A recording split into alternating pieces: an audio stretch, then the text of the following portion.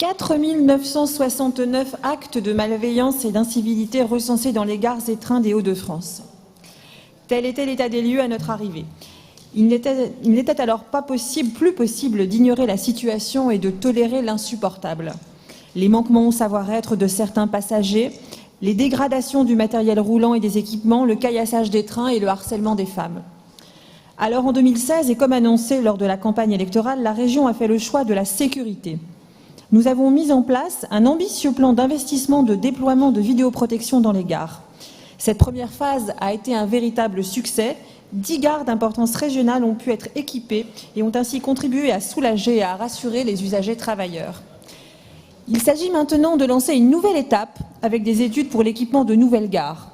Le maillage territorial de notre grande région sera donc pleinement complété et assurera ainsi un service de qualité partout et pour tous.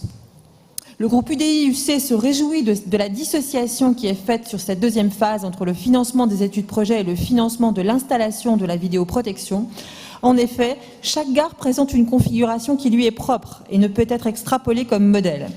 Dès la première phase, l'exécutif a su entendre nos points d'alerte et prévenir ainsi les surcoûts éventuels de la solution proposée par la SNCF. Je voudrais rappeler ici à notre Assemblée que la sécurité est un engagement de tous les instants. Un engagement qui se concrétise également dans notre politique d'aménagement des abords des gares et au travers de la gratuité des TER pour les forces de l'ordre, l'organisation des patrouilles par les réservistes de la gendarmerie.